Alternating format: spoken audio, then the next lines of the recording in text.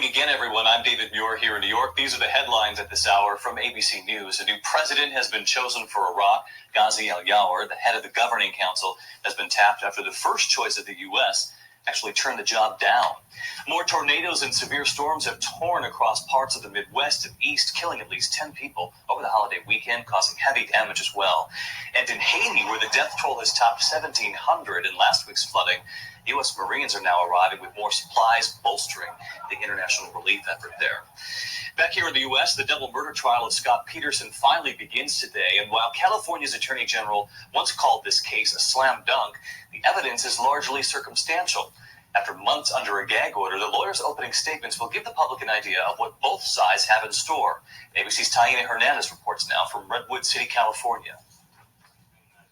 This is the prosecution's first opportunity to weave together loose pieces of circumstantial evidence into the fabric of their case. They will portray Scott Peterson as a man so tired of his family responsibilities and so in love with his girlfriend Amber Fry, he allegedly plotted to kill his wife and unborn son. But the defense will have the last word, and they will try to poke holes into the prosecution's theory. They will say Peterson loved his wife and only strayed for sex. The jury will be listening very closely. Though opening statements are not considered evidence, they are seen as crucial to a trial, and jurors will likely be listening with more attention than at any other point during this trial, which is expected to last 6 months. Taina Hernandez, ABC News, Redwood City, California. Seattle's monorail will be out of service indefinitely after a fire there. Firefighters had to use ladders to evacuate dozens of travelers who were trapped. At least 9 people were hospitalized with minor injuries. Investigators believe the fire was caused by an electrical problem. In Washington, D.C., a 2-alarm fire broke out of the basement of the Commerce Department overnight, filling the building with smoke. A transformer might be to blame. The building also houses the privately run National Aquarium. The fire set off a scramble for backup power to keep that equipment up and running. Americans are heading back to work today after a Memorial Day weekend that was full of special meaning this year. Soldiers paused to honor their fallen colleagues at a ceremony in Baghdad. More than 800 American troops have died in Iraq since the war began. And one of their commanders said yesterday that they must not have died in vain. There were also traditional observances here at home, and ABC's Sonia Crawford with that now. A quiet tribute. American flags at Arlington National Cemetery provided the backdrop as President Bush laid a wreath at the Tomb of the Unknowns. It's a tradition that has renewed meaning as U.S. troops face danger overseas.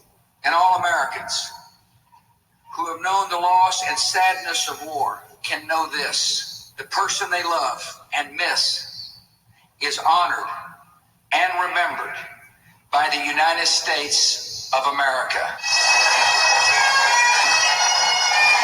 Democratic presidential candidate John Kerry spent the afternoon at a Memorial Day parade in Portsmouth, Virginia, to show his support for veterans and active duty troops. This Memorial Day has taken on a more somber tone, perhaps because of the dedication of the new World War II memorial and the presence of so many older veterans, but also because of the ongoing commitment of U.S. troops in Iraq and Afghanistan.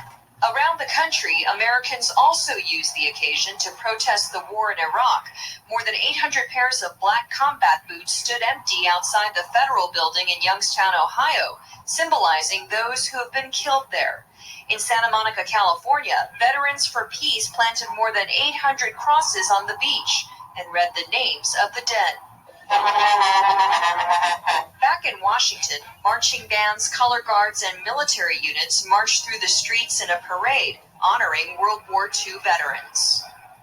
Veterans units from all 50 states took part in this Memorial Day parade, the first one in the nation's capital in about 60 years. Sonia Crawford, ABC News, Washington. And we now turn to some of the events making news in the day ahead. It is the first day that millions of Medicare recipients can use the new drug card to save money on prescriptions. A new study looks at how insurance companies are tracking race and ethnicity to make sure all patients get equal care. This is the start of the Atlantic hurricane season, with forecasters predicting a busier than usual period. And students from around the country will participate in the opening rounds of the National Spelling Bee in Washington. We hope you'll stay with us here. You're watching ABC's World News this morning. When we come back, we'll bring you all the sports, more news, and a last look at weather in just a moment.